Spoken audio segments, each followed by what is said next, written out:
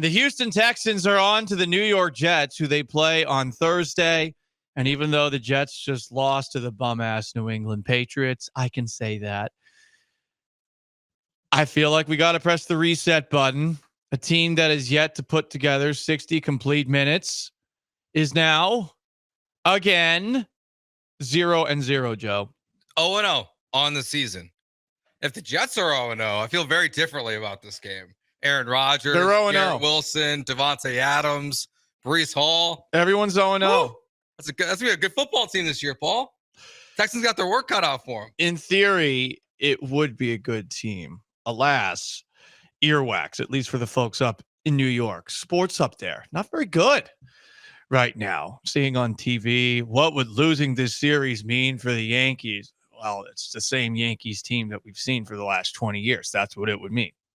I think it validates 2017 a little bit for the Astros because this is what would have happened to the Yankees in 2017 as well. Just getting no, they won that World Series. Just ask Brian Cashman. They don't belong. They won that World Series. What are you talking about? The Astros only have one, and the Yankees won two since they blew a 3-game series lead in the ALCS in 2004. The 2017 Astros cost the Yankees this World Series, too. They did. You're think right. about it. It's not mentally prepared. Yeah. They're still thinking about 2017. I did see, there might be a buzzer theory going on around with Freddie Freeman. I did see that. I like that. People are saying. People are saying. They're drawing circles on pictures. I haven't watched any of the games, so how would I know? You know what? Maybe we should have the leading conspiracy theorist on to talk about it like we're Michael K. I don't know.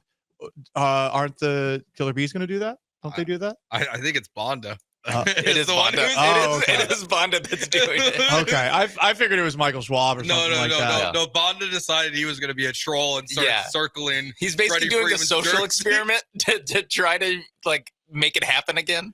Well, I haven't seen it, so I can't prove that it wasn't a buzzer. You're right. I haven't seen it. It's as much evidence as we have on Jose Altuve. And I'm going to not look at it because I don't need to prove that he's in the clear. I don't. You're right.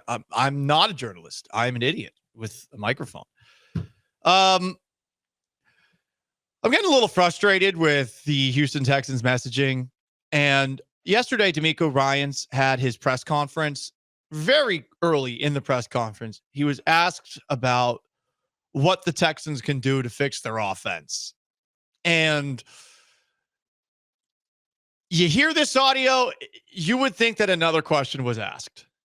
Overall, and we ran the ball well. Joe at over 100 yards rushing. He's continues to show up big time for us in the run game.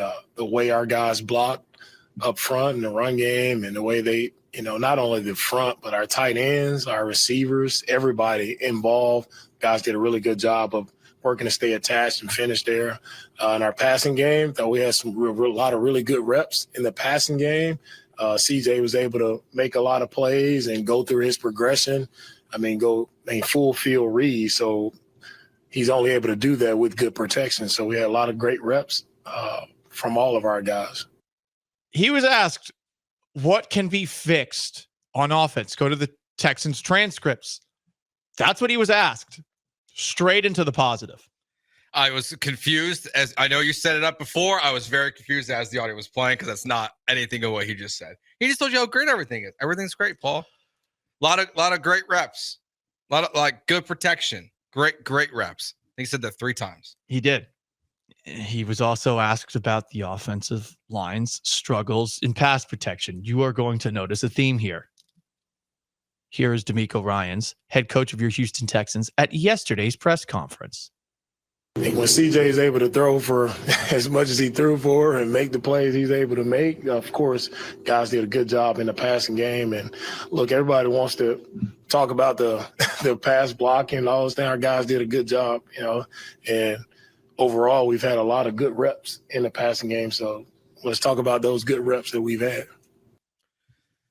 Let's not talk about those good reps. No, we got to talk about the good reps. Why okay. Let's talk about Laramie Tunsil's Pro Football Focus rating and Titus Howard's Pro Football Focus rating, Joe. Yeah, Laramie Tunsil, Pro Football Focus. I just liked it on Twitter to have it bookmarked.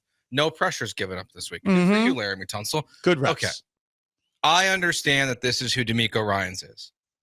and who CJ Stroud is, that they want to preach positivity and they want to say how great everything is. But you don't have to keep trying to tell everyone that it's sunshine and rainbows when it's not. You can answer the question in a different way where you're just being more honest with yourself. I'm not even critiquing the way that he handles this at the press conference, Joe, because you know what? If this is the way that he wants to talk to us, that's totally fine. But I am concerned that behind closed doors, this is also the messaging. And hey, why have things not changed from week 1 to now week 9? Is it because no one's getting yelled at? Is it because there's this constant preaching of positivity? The accountability on the offensive line, we saw momentarily, and then Jared Patterson suffers a concussion. He's out of the game, so Kenyon Green has to go back into the game. Who knows what is being said behind closed doors? But DeMeco Ryans does not strike me as somebody who is going to light these guys up when CJ is running for his life every single Sunday. And just take a look at when he was asked yesterday about the decision to put Kenyon Green back in and not Kendrick Green, which we both talked about yesterday. Why is it just Jared Patterson? Why isn't it another backup offensive lineman, Kendrick Green, who you saw last year? Here's more DeMeco. Jared did a really nice job when he went in and had some good plays. Unfortunately, he was out. Then Kenyon was back in. There was no overthinking it. Kenyon got a lot of reps throughout the week, and he was the guy to go in, and he has a lot of good reps as well. A lot of people want to, focus on the bad. Everybody has bad reps here or there. We can all focus on that, or we can look at the positive. I think he has some really good plays as well. I mean, the way he's talking, like it makes you wonder if behind closed doors, like they don't watch the bad film. Like they treat it like a high school football YouTube film, like highlight reel, where like they just show the 3 plays that Kenyon Green was probably good on the entire game. And they're just like, yeah, great game. Don't worry about the 3 or 4 times where you're on your back getting dominated by the defensive linemen, guys who are below average at football and aren't really that good. And they're just treating you like you are an 8th grader and don't belong on the field. Like, you're right. Because there's no accountability, because there's no change, it does make you wonder if what they're telling us is exactly what they're telling themselves when they're not with us. Could be. Now, to wrap it all up, last bit of DeMeco Ryans you're going to hear for a bit. DeMeco talks about his coaching style, and who knows what it is behind closed doors. We are not privy to that. All we get is the occasional speech that he'll give to the team after a win that's shared by the Houston Texans on their social media accounts. But this is what DeMeco Ryans, as a head coach, his, I guess, methodology is. It's all about, just being positive and uplifting guys and trying to help them as best we can with techniques, fundamentals, try to help our guys to go out and play their best. And it's always encouragement from everyone, right? But as we all know, we are all still in the business. We have to get our job done. And no matter what position you play, no matter, what's your role, like you have to go out and get your job done, and you have to play to the best of your ability. So we'll keep encouraging, we'll keep uplifting our guys. Everything about here and what we do is about positive energy. And that's who I am. That's what I represent. And that won't change. Just positive energy, positivity, encouragement. Does that net change? Does that create different results? Because to this point, it has not. The offensive line has struggled every single week this year. Yeah, I mean, I lean no, because we haven't seen the change. But I don't know how you feel, Paul, like about like the modern day athlete. I do think that DeMeco's coaching style is the more expected approach for we're a softer generation. Like, I think it's totally fair to say, like the players who come in are coddled in a way. It used to just be the quarterbacks and the wide receivers, but now players across all sports, from the time they're young through the time they're in college, are coddled in a way. I mean, in college, you're not benching bad players so they don't run into the transfer portal. You're intentionally putting out your worst products so guys don't leave your school. Some of that stuff continues in the NFL, where preaching positivity is what a lot of these guys will connect to because they don't get yelled at anymore. Like yelling's not really part of what happens in the NFL. It's part of the reason why I wonder about the end of the Bill Belichick era in New England is this younger generation of players he was drafting just don't respond to that. So I don't think it clearly is not leading to change. They can say they're trying to teach fundamentals and technique, but if you're trying to do that and it looks this way every week, then it goes back to what we said last week, which is that they have a coaching problem. If they want to keep telling us that it's just coaching, then their coaching's not good enough.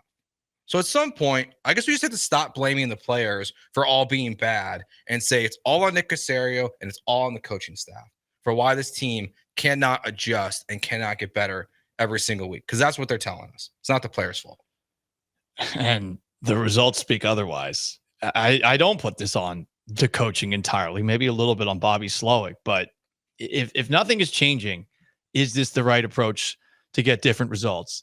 And all I will say, everyone is different, but even to what you were saying a little bit ago, sure, a lot of people today, younger than us, don't necessarily respond well to negative energy, as it's called.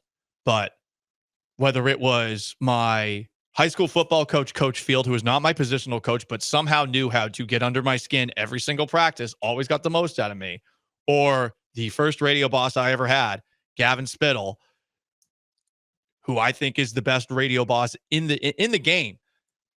When you are direct and when you push and when you highlight what is bad, you will generally make somebody aware of whether or not they're doing their job. And anybody with any work ethic whatsoever should be honest with themselves, not a pussy, and realize I'm the only person that can change this. Now, I'm 35. I'm not that much older than these guys.